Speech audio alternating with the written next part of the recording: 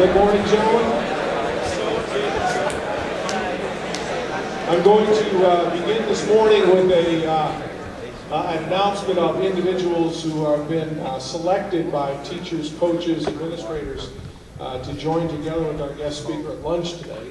So forgive me, this would normally have been done ahead of time, but we didn't get it out. So Sam Terzich, Ryan Posh, Hunter Mejeland, Garrison Schilling, Michael Stroud, Connor Pollock, Greg Marzik, Anthony Delamonte, Mike Cooney, Denny Flynn, Matt Habrowski, Yuri Ramakan, Nick Belkey, Tristan Denha, Gianna Kamchani, Will Markley, Jeremy Hickey, Pranav, help me Pranav, you know who you are, Brendan Welper, John Jabaharian, Nick Lentini, Brad Malley, Andrew Naparai, Nick Brower, David Abro, Scott Carpenter, Justin Flynn, and Rodolfo, our newest student. You guys are going to be treated to lunch in the Ark with our speaker afterwards. So,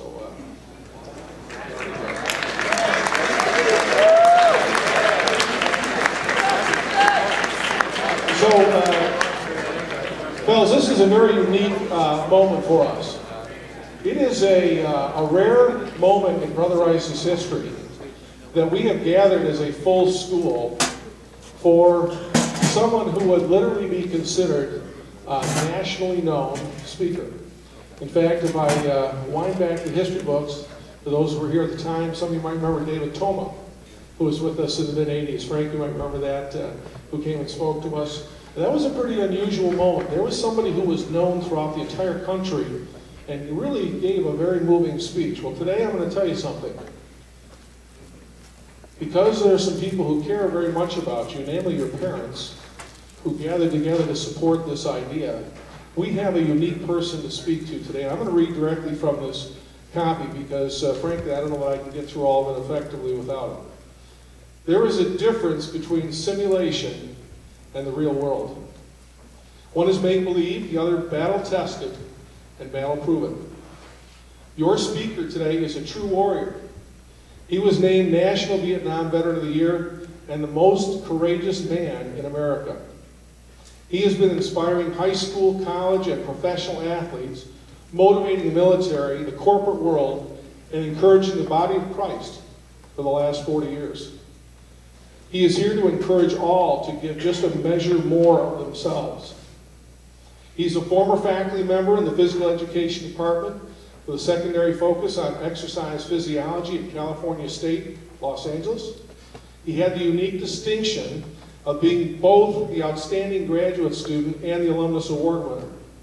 He's the former strength coach in the NFL with the Green Bay Packers. He's a 4-time world record holder in the bench press with a personal best lift of 507 pounds. He is the only, I can't believe I read this, he is the only double amputee to complete the grueling Ironman triathlon in Kona, Kaluha, Hawaii, without the use of a wheelchair. He has competed in the LA Marathon, the New York City Marathon, and he's been featured in countless media exposures, magazine, newspapers, commercials, television shows seen around the world. People magazine even honored him as being one of the most 6 amazing Americans in the last 20 years. Currently, a major motion picture is being developed on his life story. His most noted achievement took place from 1982 through 1986 when he completed a walk across the United States on his arms. He presently is traveling across our country on a Celebrate America tour. Let's look at the man in action. Spanning 5 decades, over 2 centuries, 2 generations of sports fans have seen the Victor Award presented to the greatest athletes of our time. From Las Vegas, the indoor sports capital of the world, it's time for Victor Awards 37s. The votes are in, and now it is time to open the envelopes and name the winners. And now, from the legendary main showroom of the Las Vegas Hilton, it's time for the world's longest-running nationally televised sports awards program, Victor Awards 37.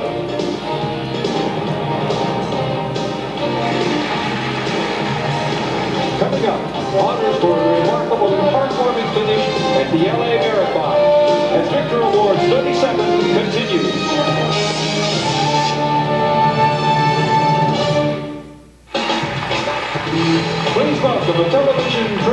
director and host of the original Real TV, the real John Daly. Good evening and thank you. This year, more than 23,000 runners from all over the world descended on Southern California for the 18th annual LA Marathon. Now, of those 23,000 competitors, one finished first, one finished last. A strong final kick helped Mark Yadich of Kenya finish first with a winning time of 2 hours, 9 minutes, and 52 seconds. But our next Victor Award goes to Bob Wieland, who took 173 hours and 45 minutes to cross that same finish line. The record books will show he came in last, but to anyone who knows his story, he came in first. For him, like many others, the race was a grueling, exhausting, emotional experience. But he'd been through grueling, exhausting, emotional experiences before, especially halfway around the world in Vietnam, where a landmine ended forever his dreams of one day playing professional baseball. Now, for an athlete, it was the ultimate sacrifice, losing your legs while trying to save a fallen comrade. And while he came home changed forever, the young man was determined it would not be a change for the worse. He could still compete. He would compete. Now this year, 23,000 marathoners competed on foot. More than 100 raced in wheelchairs. Only one covered the 26.2-mile course on his hands.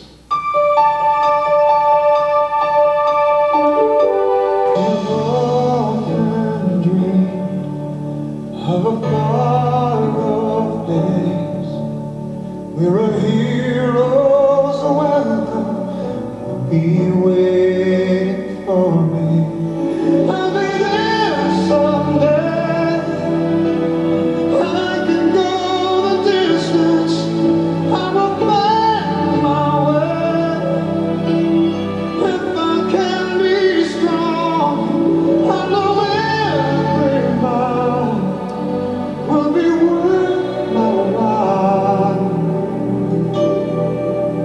When I go the distance, I'll be right where I belong.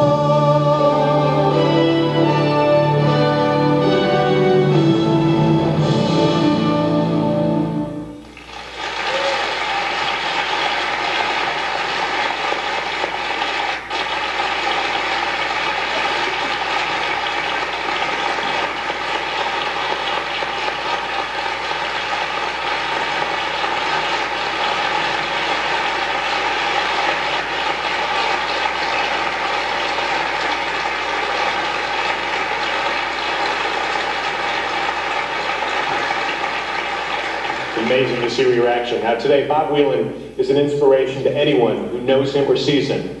Bob says success isn't a journey, it's a destination. He says to discover the sea, you have to have the courage to leave the shore.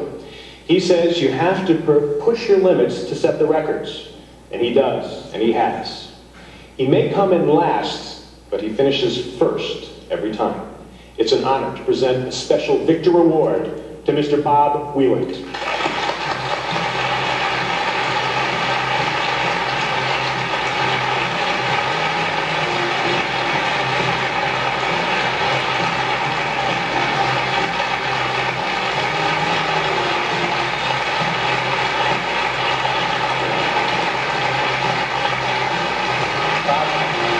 Congratulations.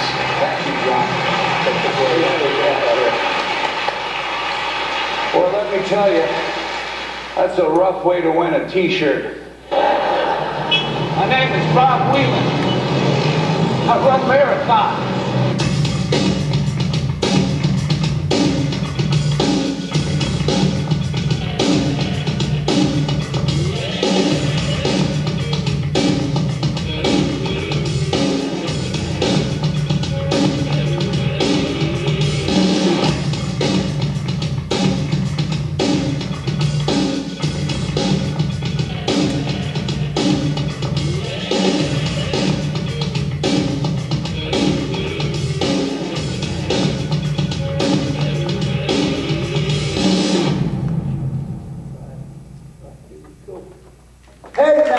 Please welcome Bob Wieland.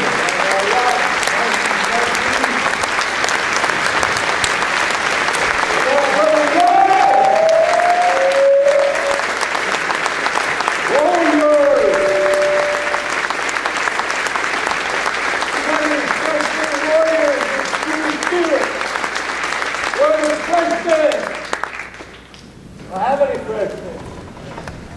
What about the mighty, mighty sophomores? Can I get a shout out from the juniors? What about the mighty, mighty seniors? And I can't tell you how happy I am to be here today, coming from Southern California to Brother Rice Country Club. Oh, I mean the high school, man. You gotta go to school in L.A. Got barbed wire around the playgrounds, armed guards. She comes over to school and says, "Hey, Mom, ain't that? I had a great day at school today." They said, "What happened?" He said, "I'm still alive. I'm alive." But we're here today to talk to you about setting goals, having objectives. You know, if you don't have a vision, you know what happens? You die. Let me say it again. If you don't have a vision, you die. That's not cool. Living is still the best way to celebrate life. Are you aware of that? It's the best way to celebrate life. But I'm here today to try to do my very best. I'm going to pour my heart out so that I hope and trust that you're going to expand the vision that's in your heart and in your mind. You see, you never let anybody goof up your dream. See, dreaming it is cool, but guess what? Being it is even better. Looking great is cool, but being good is even better. We have some examples here today. What about that mighty, mighty Brother Rice state champs in football? Come on, man. Woo, that's special. What about that mighty, mighty Warrior lacrosse team? Somebody told me 11 years in a row. Hey now, check one, check two. You dudes know what's going on. And that impresses me. I'll tell you why. Listen closely. See, well done is a whole lot more impressive than well said. And one great example is 10 times more powerful than great advice. Guess who the example is today? Each and every one of you who attend this great, great high school. I call it warrior pride. It's not an emotion. It's a standard or value. You know what's exciting? It's not located in the dictionary. It's located in your heart. Warrior pride. Don't ever lose it, because it's something very, very special. You know, I wasn't born this way. I wasn't in an automobile accident. I'm getting ready to sign a professional baseball contract. The Philadelphia Phillies, Minnesota Twins, New York Mets. Then I got one other offer. I knew the team was interested. They sent me a personalized letter right to my house. Some of you heard of the team. The United States Action Army. Hoorah! They offered me a contract I couldn't refuse. 2 years, room and board, and a chance to see the world. Well, I saw the world all right. It wasn't long. I ended up in the middle of the jungles of Vietnam. My first day in country, the sergeant said, "Hey, buddy," he says, "don't plan on going back to the United States alive." I said, "Hold it! Sorry, I just got here. My first day." He said, "Don't plan on getting out of here alive." What would you have thought if they told you that when you enrolled in Brother Rice? Don't plan on getting out of here alive. Hey, look at some of your faces. What did they tell you? That you're exactly where you're supposed to be. I've been in high school. I've been in so many high schools. The last 40 years, I lost count. I'm going to tell you this is one of the greatest high schools in America. Consider it a privilege to get schooled under this wonderful administration that cares about each and every one of you. I'll about that? Don't plan on going back to the United States alive. That wasn't the welcome I wanted to hear. You know what our assignment was every day? Go out and look for trouble. Average patrols in the morning, search and destroy missions in the afternoon, some more patrols at night. On June 14, 1969, we were working in an area called the Hobo Woods. It was an enemy stronghold. Had a reputation of being one of the 3 most dangerous areas in the entire country of Vietnam. Our assignment turned the place into a parking lot. Guess what happened? When we went in to ambush the enemy ambushed us. The next thing I recall, all these explosives are going off, men are getting killed, men are getting injured, and everybody's yelling and screaming for help! Help! Help! What do? I pose the question, what do you do? I could only come up with 2 choices. One choice went in the opposite direction for safety. Here's the other choice. It goes back to what God's Word tells us. The Gospel of John chapter 15 verse 13, it says, greater love has no man than this, that a man be willing to lay down his life for his friend. Those were all my friends. I've got a statement that's been a part of my heart for a long, long time. I've learned you never, ever leave your friends behind. You never, ever leave your friends behind. I just got through telling you those are my friends. So I told my other soldiers, I said, I'm making a decision. I'm going up to help. As I'm running up to assist, I step on, set off a very, very powerful explosive, an 82 millimeter mortar round. Powerful enough it could put a tank out of commission. One went off right here, right now. It had the potential to kill human beings up to and including a 30-yard radius. I was a little closer to 30 yards I was standing on. Next report on Bob Wieland, I'm pronounced dead on arrival at the 12th Evacuation Hospital in Cu Chi, Vietnam. That's why I'm so happy to be at Brother Royce! Hey! AOA!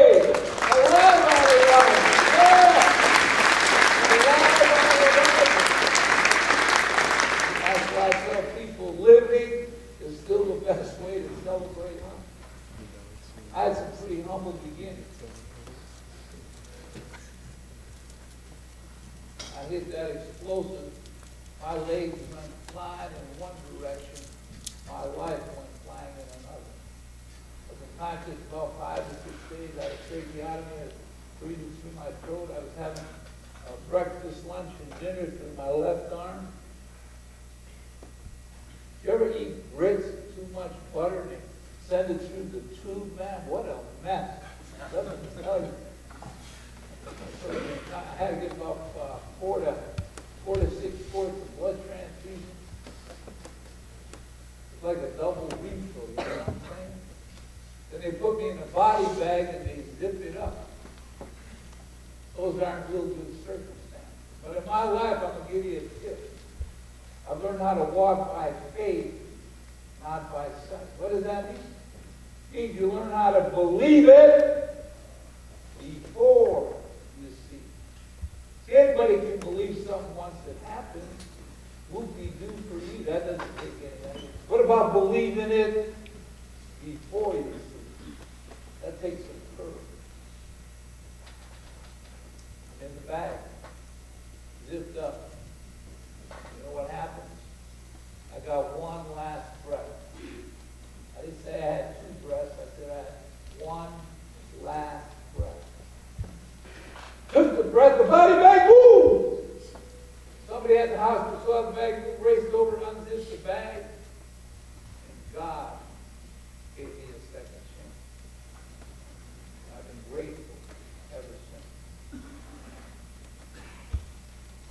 6'1", 205 pounds to 87 pounds. I had some big time goals. Just like all the students here at Brother Rice, I'm glad they set big time goals. I'm glad you got big time goals. This is one of the biggest goals you're ever going to hear about. My first goal, sit up in bed. Let me repeat that. My first goal is to sit up in bed. I couldn't do it. I was too weak. Then the doctors came to my bedside, said I had to start a rehabilitation program. They brought these monster weights to my bedside. This one weight had to weigh at least 5 pounds. Guess what? It was too heavy. I couldn't lift it. But in my heart and in my spirit, I said, Doc, don't be so concerned. I said, one day I believe. Who believed it? I said, I believe that I'm going to break the world record in the bench press. And I'm going to do it against able-bodied individuals. All the doctors got together and said, oh my goodness, Vietnam has really affected. Mom! They thought I was crazy. Couldn't sit up in bed and you're telling someone you're going to break a world record. Does it make sense? No, it doesn't make sense. But you see, when the circumstances say no way, I guarantee you, God will make a way. Let me say that one more time. When the circumstances say no way, I guarantee you, God will make a way. What happened to me? They set up an appointment for me to see the psychiatrist. How do you think I felt? I just got my legs blown off. Now they think I'm crazy. I'll never forget it. I went in, I talked to that psychiatrist for about 25, 30, 35 minutes before I finally got the guy straightened out. Man. Did that guy have some hang up? I came in, I walked in, I rolled in, had a big smile on my face. What are you smiling about? You're just trying to cover up what happened in Vietnam. I said, sir, I'm happy to be alive. I said, but it'll make you feel better, I'll proud of it. Well, what are you proud about? You're just depressed about what happened in Vietnam. I said, sir, what do you want me to do? I said, I'm running out of options for facial expression.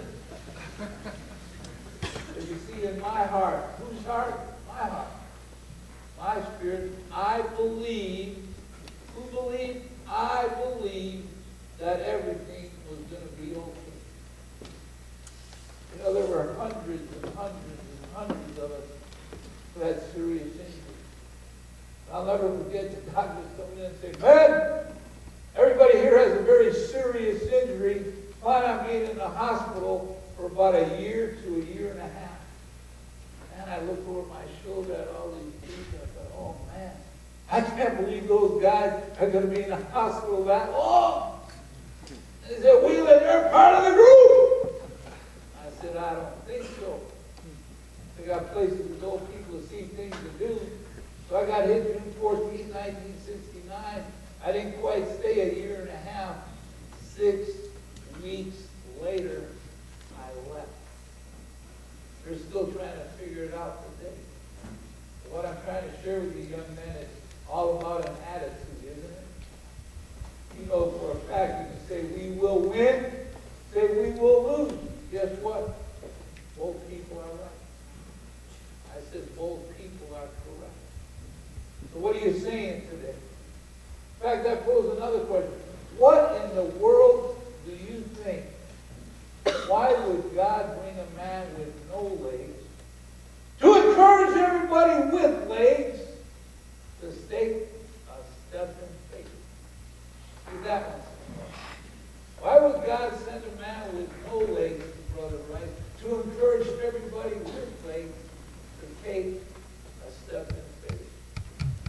You might want to read about that in your writing or English class. I'd be interested to see what the answer is. You know what you call this? A divine appointment.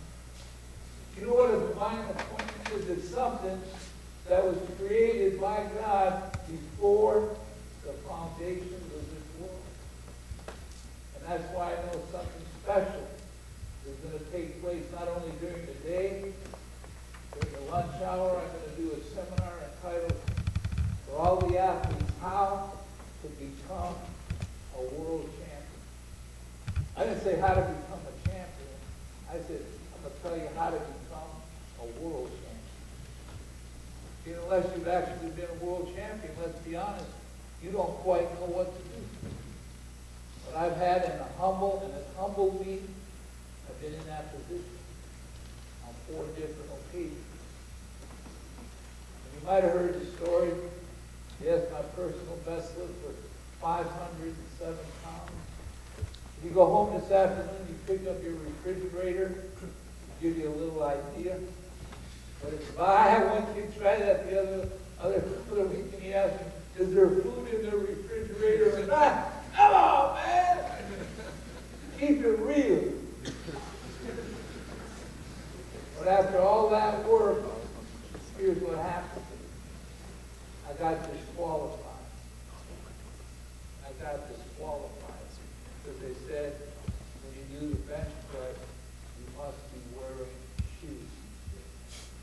I could have got bitter. I could have got disappointed. I could have got discouraged. But I'm trying to figure out how to get better.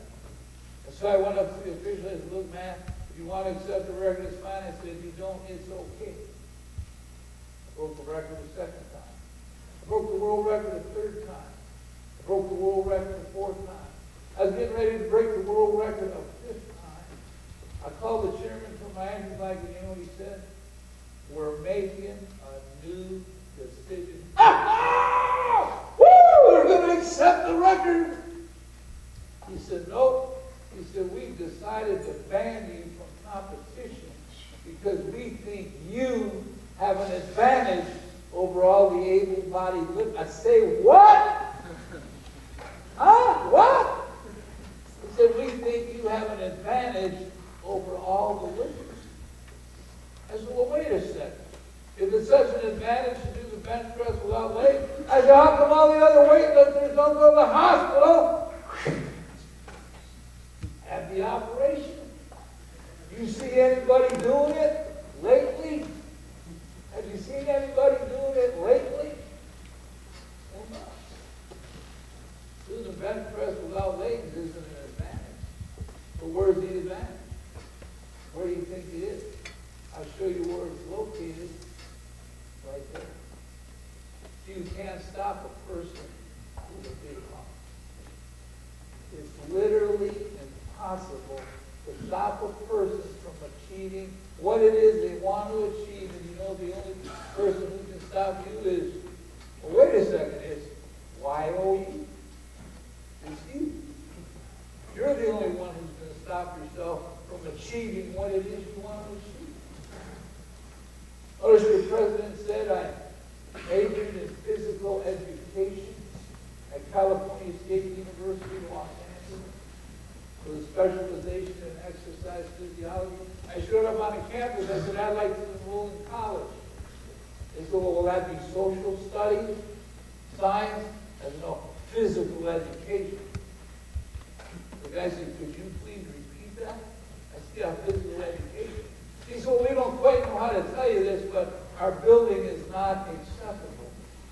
We have absolutely no elevator. All of the classes are on the 2nd floor, and there's 27 steps. You got to go up. I said, well, that won't be a problem. He said, could you please repeat that? I said, that won't be a problem. Now the guy's looking at the steps. He's looking at me. He's looking at the steps. He goes, hey, wait a second. He said, I'm just curious, how are you going to do this?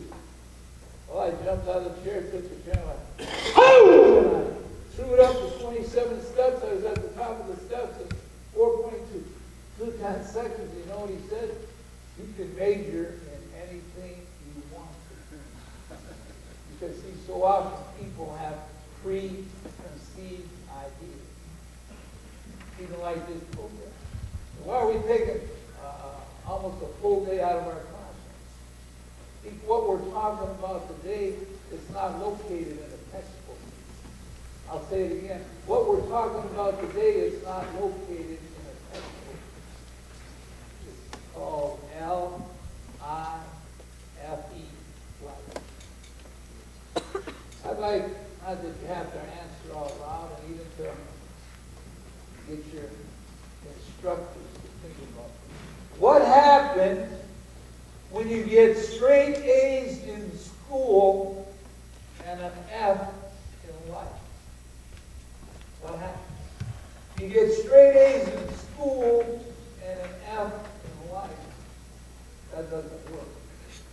That's not cool. The reason you've been blessed with so much talent here is what? Try to help somebody else get over the bar. It's called service. See, when you want to serve others, you realize you'll never, ever be without a job. When you truly want to serve others. So that's what I wanted to do. It kicked me out. See, when one door closes, though, here's what you have to be ready for. That'll open up a bigger and bigger and better door. What happened to me? One day I'm watching Wide World of Sports. And this goes back to the late 70s. There was a special story that Brett Musburger was doing on a young man in Canada. His name was Terry Fox.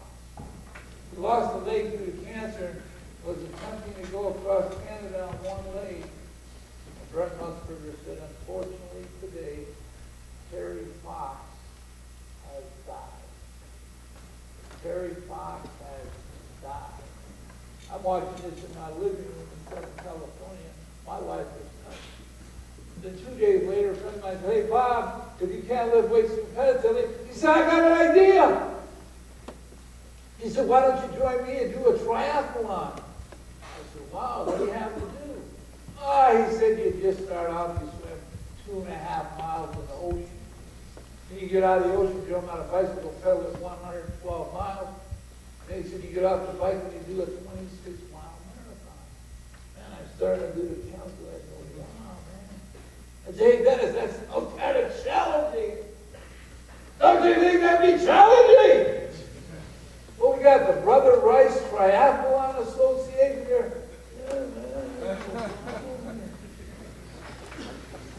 As you heard your president mention in the introduction, I'm going to say it again, be humble before you stumble, but God's allowed me to be the only, this is the only double amputee to ever complete that grueling Iron 10 triathlon over in Kona, Kalula, Hawaii. Was that an experience?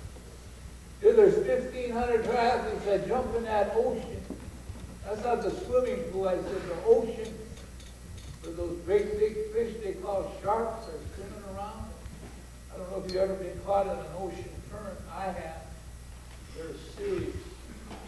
I swim to 2.5 miles in 1 hour and 43 minutes. Getting out of the ocean, I'm saying to myself, how can I stay ahead of all these other triathletes? So I pulled a little trick, and I went, shark! Shark! No, panic, man! I got to the bike and I almost won that thing. I have wisdom, man. But, boy, that was quite an event. That was quite a race.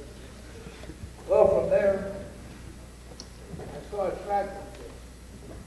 See, in 1984, Los Angeles hosted the Olympics.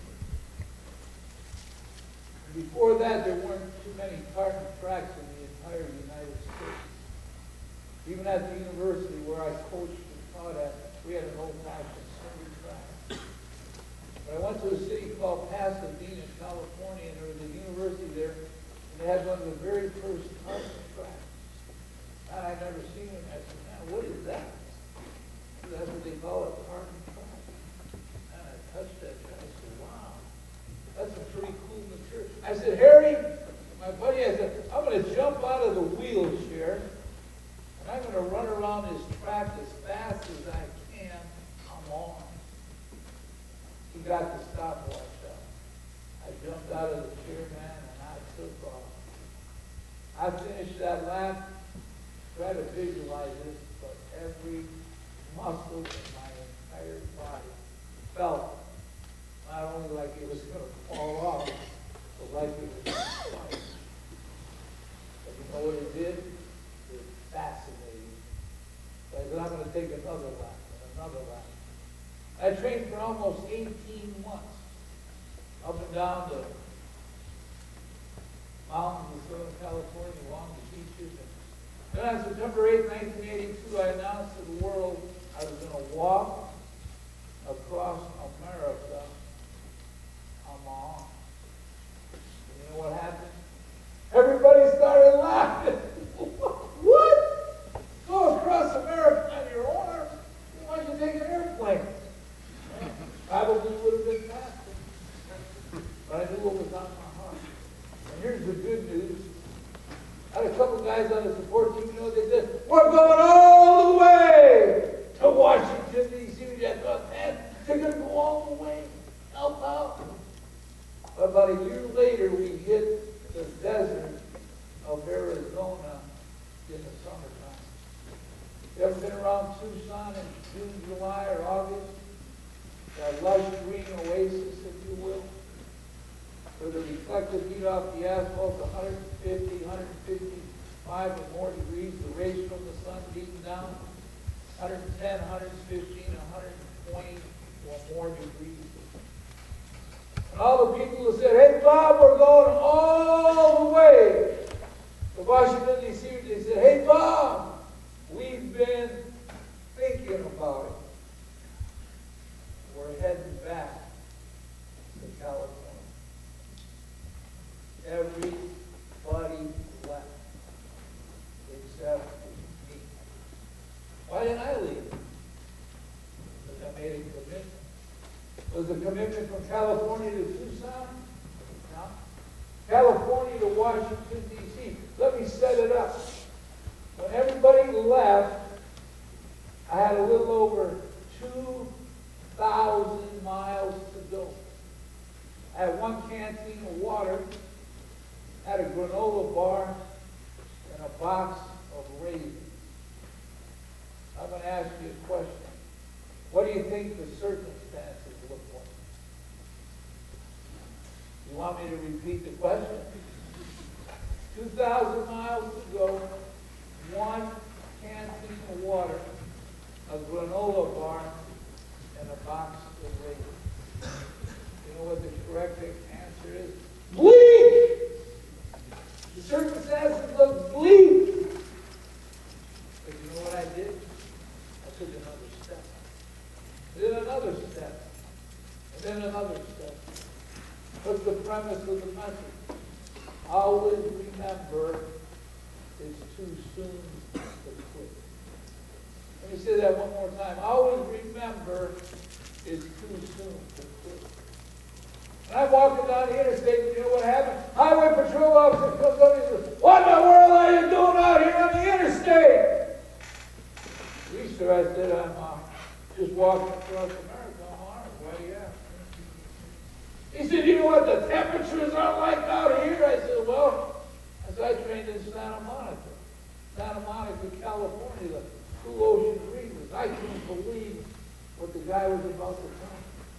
He said that last week he took a look out in the desert. He told me he saw a coyote chasing after a rabbit. He said it was so hot, they were both walking. You want me to repeat that? It's some of my best stuff. Man, come on. Loosen up a little bit. I'm not going to give you a test. No, it's all good. But it was like walking through a tunnel. I never lost sight of my focus. I never lost sight of my vision. Now, you know what people say? Well, how long were you out in the desert? A couple of days, a week, a month? Well, I was out in the desert for 5.5 months. Not myself. Yeah, God was there with me, but as far as human being goes, I was out there by myself. But I kept going. I'm getting ready to enter Las Cruces, New Mexico. A guy's driving down the freeway, cuts over from the back of the bus, and he says, man, I'd like to encourage you. things I'd like to encourage you. Well, that's why I'm here today. I want to encourage everybody that brother runs to expect and anticipate great things to happen within your own.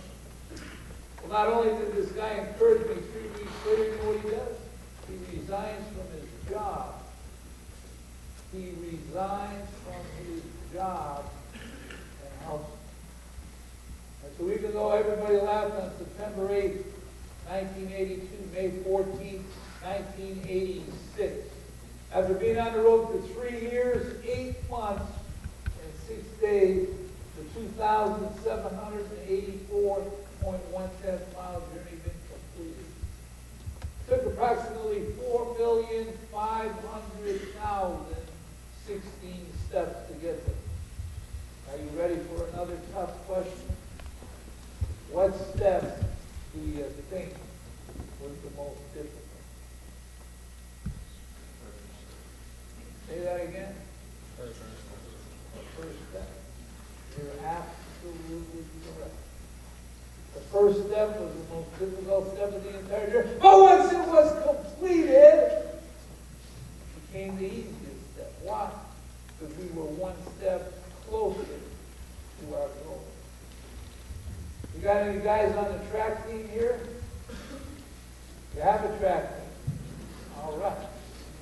This is just a little bit of an encouragement to you. Again, I'm humbled by it every day, but when I was training hard, I would run up to 11 miles a day. That's a very good tricep workout. You're going to get a chance to try it in gym class today! Well, you don't seem really excited. A good tricep. The journey was completed. 1 mile before it was completed, I was invited into the White House. I'm sure you all will remember one of our greatest presidents of all time, President Ronald Reagan. He invited me into the White House to have a press conference. I said, Mr. President, I said, I hope in some small way this project has been encouragement to you. You know what President Reagan said? He didn't say anything. He started crying.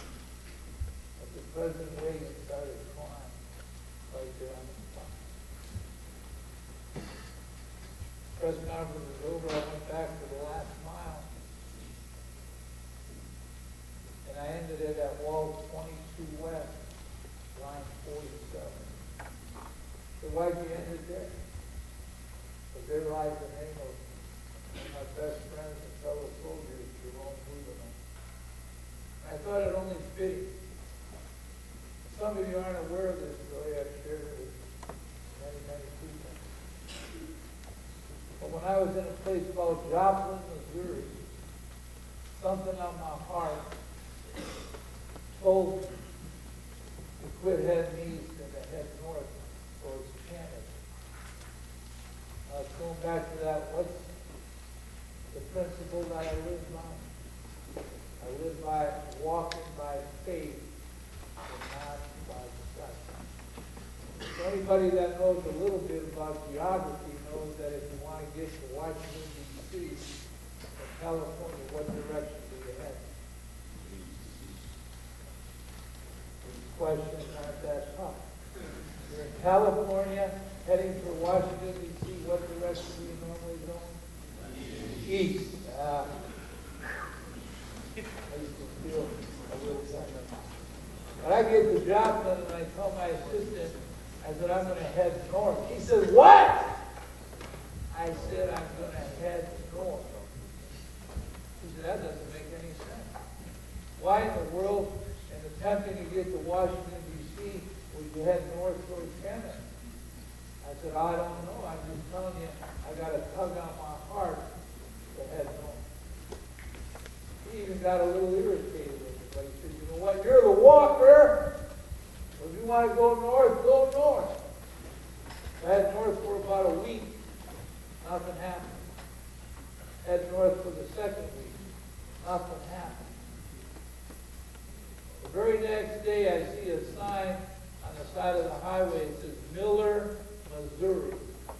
population 748 people. So I'm going to take a little break here. When I'm taking a break, a guy drives up in his car, gets out and said, "Hey man, I want to wish you Godspeed." I said, "Thank you very much." He said, "Oh, by the way, I'm a Vietnam vet on." Cool, man. Who'd you serve with? First cab, big red one. No, I served with the 25th Infantry Division. I said, "Hey, I served with the 25th Infantry Division." I said, "What year were you there, man? 1965, 67? Nope." He said, "I was there 1969. I said, "Hey, I was there 1969. So what are you doing out here?" He said, "Well, I'm kind of maintenance man for the school district. But again, bro," he said, "I just want to wish you Godspeed." I took off down the road. He got in his car and went home. 10 minutes later, the guy comes back. He toots his horn. "Hey!" He said, "I took a lot of pictures over there." He said, "You got 10 minutes to look at a scrapbook?" I said, "Well, I'm out here 2.5 years. Yeah, 10 minutes, it's not going to be good. I'll take it." Well, I open up the scrapbook, and the very first picture is a picture of a dude from the North Vietnamese Army that we had captured. I don't know if you know anything about North Vietnamese people, but their names are a little different than our names. The names are like Ling, Ling, Mong, Ming, Dong, Ding, Ding. And I'll be honest, it gets a little confusing. So what we did, we gave them American people. And I said, "Wow, there's Ralph!"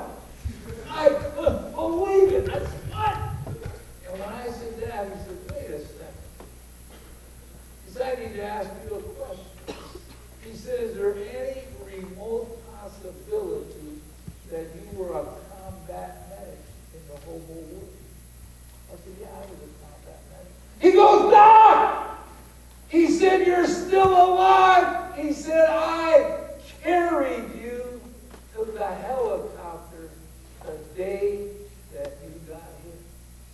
And then all of a sudden, I said, "Whoa, Dennis Cooper." Now, why didn't we recognize one another the first time we met?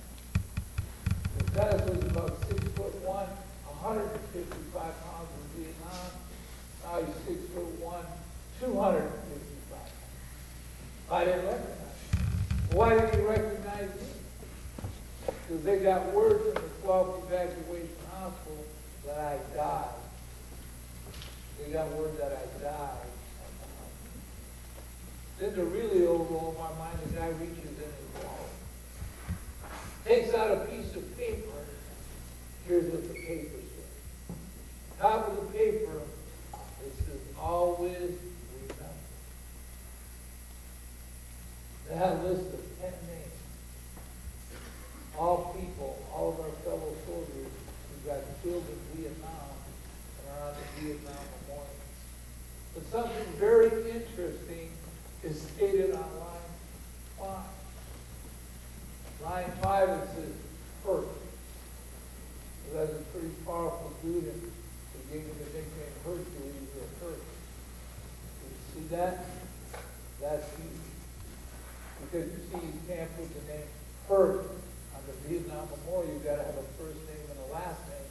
And nobody knew my name was Bob Wieland. He'd been carrying that paper around in his wallet. And we had a lot of interesting things happen, man. And one time I walked, rain, snow, sleet, or shine, walked in weather that was 28 degrees below zero. Kind of normal temperatures for Detroit in the wintertime. And that doesn't blink your eyes 28 below, doesn't it? We're hardcore. But 28 below was the coldest. Walked in like monsoon rainstorm. Of course, during the rainstorms, I put this poncho on. Had the hood, the poncho covered my entire body now. This goes back away and David, you know what happened? Hey! There's E.T. going down the Interstate 90, man! E.T. Oh, the television. I remember one dude, he was going about 120 miles an hour. He had the pedal of the metal, man. He's flying down the freeway, and all of a sudden he looks on the side, what was that? He slowed down a little bit, and he kept going. He slowed down again, and when he slowed down the second time, the highway patrol caught up with the dude. So he said, man, wait till the chief of police hears this one. Dude with no legs takes his car going 120 miles an hour. Not going to believe it. It really happened. Then the truck drivers on the CB radio, my buddy was listening to CB, he said, hey, Joe!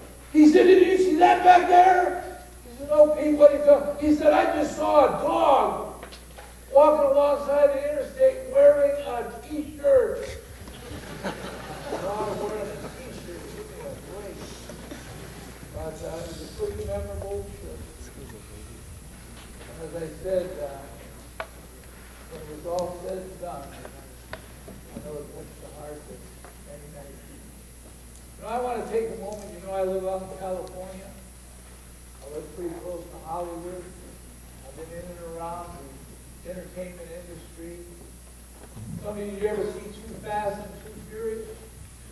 Tokyo Drift, The Hitcher, a whole bunch of motion pictures. Well, I brought my very best friend who is the top stuntman. Not second place, he's the top stuntman in all of Hollywood for vehicular crashes. This dude gets charged up when he takes his Corvette, crashes into a semi-truck going 120 miles an hour. You go, man, that is cool. Well, he's here today. He's my very best friend. We train together, we fellowship together. So Sammy, would you come on up and give this Brother Rice audience a big hand? Put your hands together.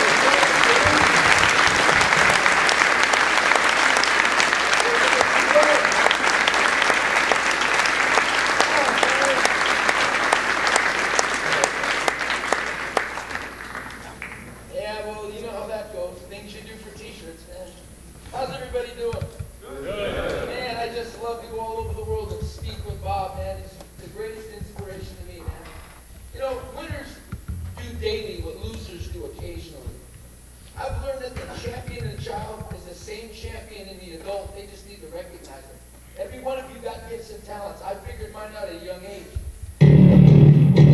Now let's check it out. Check it out. Check it out.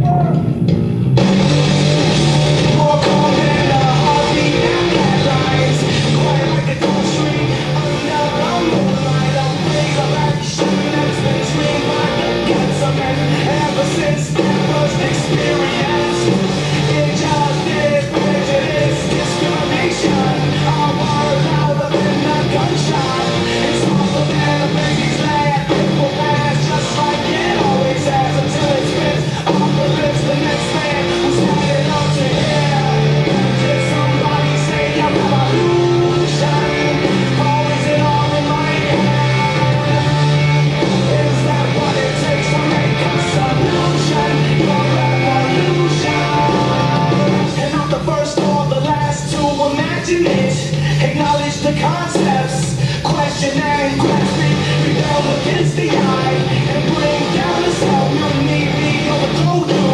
Rebellion starts within the time is now. Did somebody say I'm revolution? Always and all in my head. Is that what it takes to make a solution? Solution. Did somebody say I'm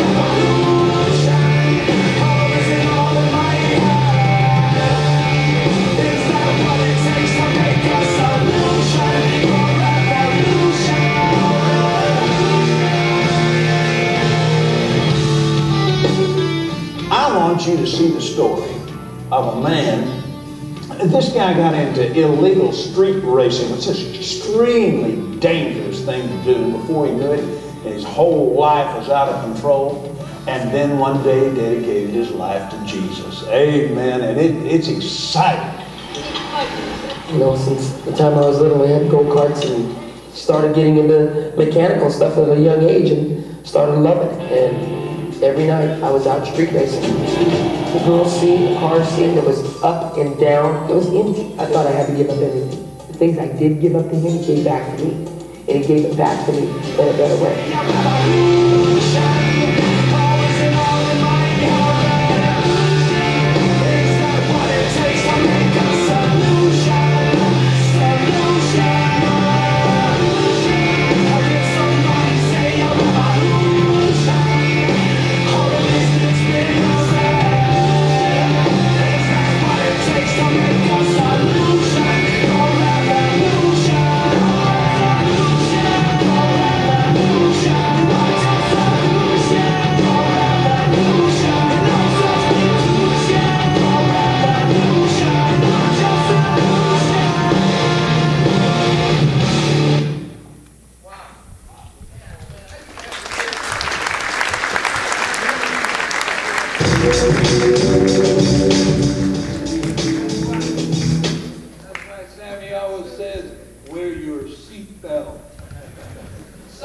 Sometimes we have to do car crashes without seatbelts, so we put a grab strap on the floor, grab it, pull yourself down, and hold yourself and go for the ride.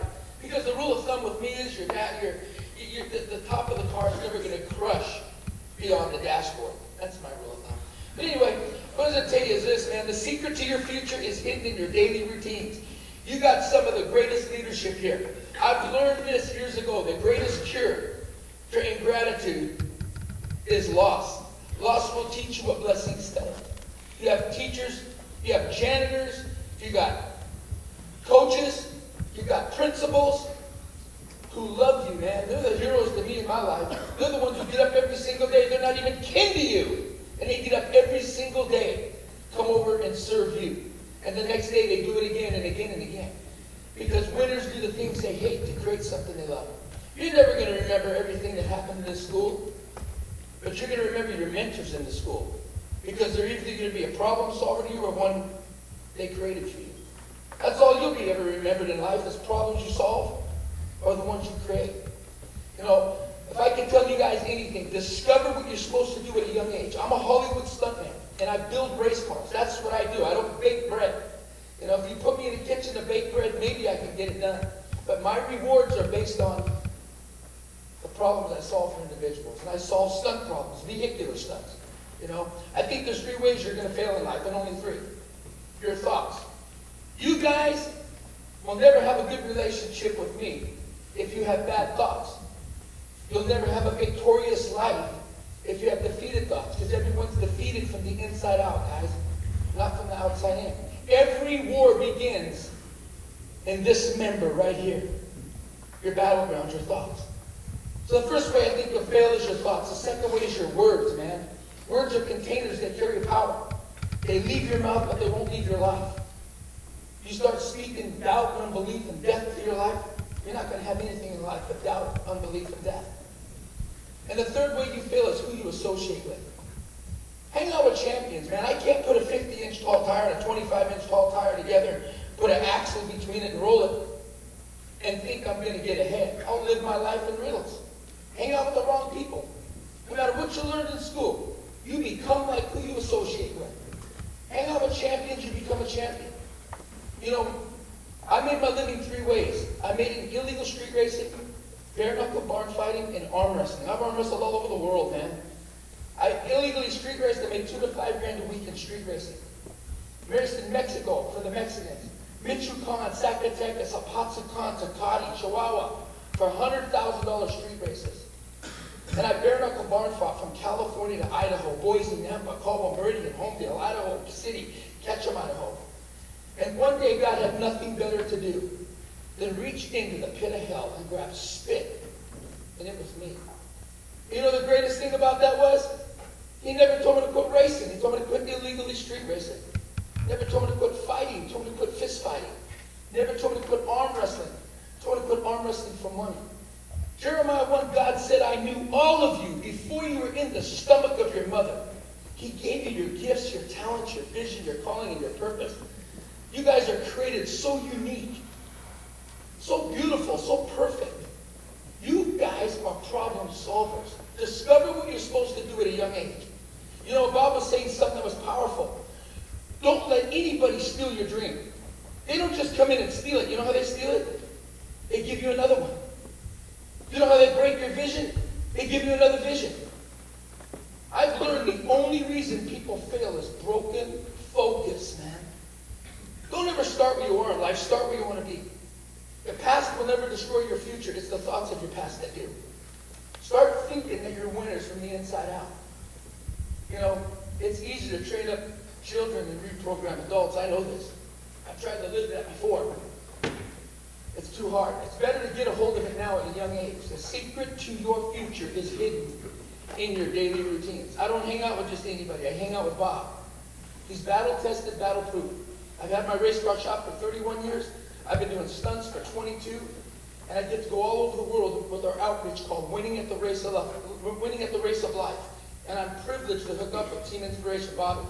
You know, it's so great to have somebody who encourages you. Your worst enemy in life is not you. Your worst enemy is the person who continually brings up your past, your weaknesses, your shortcomings. Because what you don't feed in life dies, man. If you feed your past, your future dies. What you can walk away from in life, you master. But you don't walk away from or can't walk away from will master you. Focus on what you want to go to in life, guys, never what you go through. I wish I had all day to speak with you. But I'm going to give this back over to Mike. This mic over to Bob here. I love you guys, man. And you guys are truly, if I had it all over again, I'd do the same thing. But anyway, I love you guys. Talk to you later.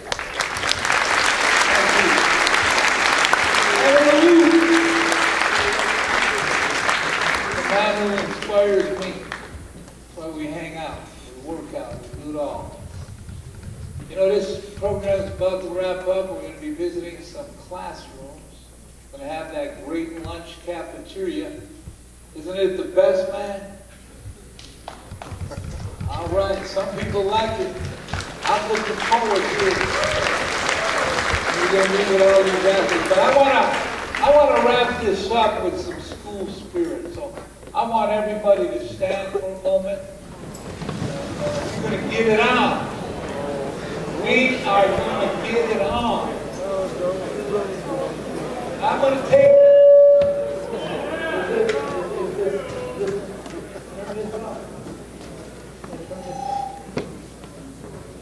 we're going to wrap it. We're going to wrap it up. Are you ready? Here we go, here we go. California beaches. Now repeat it. Hey, let's start over. I know you can do that. Here we go, here we go. California beaches. California beaches. Texas cactus. Texas cactus. We play CC. We play CC. Just for practice. Just for practice. Ay, ay, ay.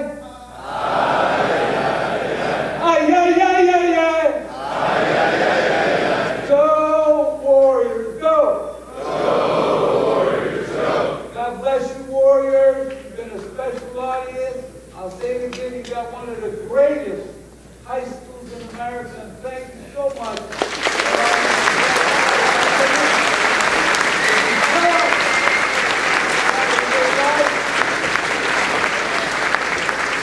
We come into California to encourage you, and all of you have encouraged us to continue to press on. We're not afraid to do it. One more time, thank you very much, Warriors.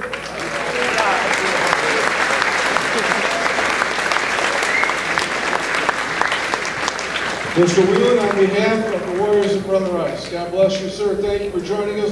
Ben, how about one final round of applause for Bob Wieland? Are you ready, Warriors? Bob's going to be around the rest of the day. Fellas, you can head back to your band rooms now, and you'll see Bob throughout the afternoon.